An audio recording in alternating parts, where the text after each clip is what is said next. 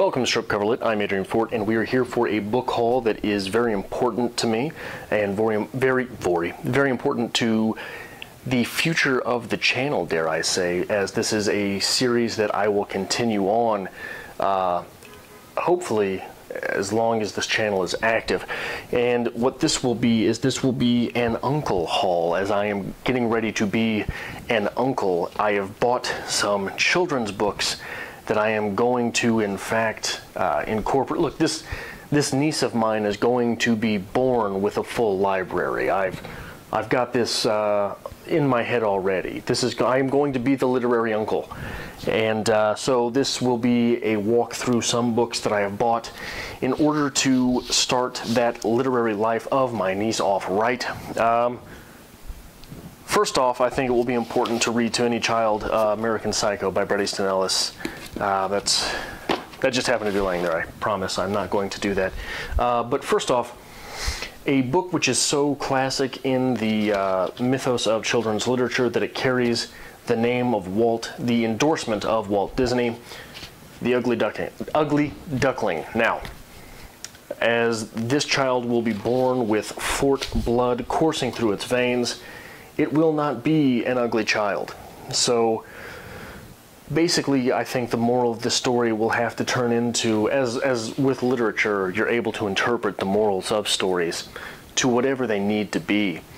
So any interpretation that you can put into literature is what can be made of it. And since this will not be an ugly child, the moral of The Ugly Duckling will have to be what to do when you have ugly friends. Now let me showcase my skills as a reader of children's literature. For those of you who do not know, I did 6 weeks in a kindergarten classroom when I was in college and thought that I was going to be a teacher of the English language, and 6 weeks in a kindergarten classroom was utterly terrifying. The next book is this was The Ugly Duckling. I don't know if there's is this A Tale So Ancient That by Annie North Bedford. Pictures by the Walt Disney Studio, adapted by Don McLaughlin from the motion picture The Ugly Duckling. The next book, No Matter What, by Debbie Gliori. This is another thing that's going to be fascinating for me, diving into the world of children's literature, is getting to know a new set of authors, a new set of standards for literature. I don't know what No Matter What is about. It is apparently the irresistible tale of unconditional love that will bring warmth and comfort to little ones everywhere, which is important. Comfort and love until one fully grows to the age when they can adopt nihilism with their head on their shoulders. Next, as I am going to be having a niece and not a nephew, I thought it was important to introduce some strong female characters. And Madeline by Ludwig Bemelmans, as it is probably French, Bemelmans. So this is another classic tale from the children's rack, and I think that it will be interesting. Another thing that I'm going to do is I'm going to be creating for the channel a series as I walk through some of these stories and look at them and what might be teachable from these stories, some interpretations to put in the stories, some conversations that might spring up around these stories, and also very serious literary criticism as we get into them. But the teachable things, like for instance this, I took a semester of French in college, so obviously I'm an expert.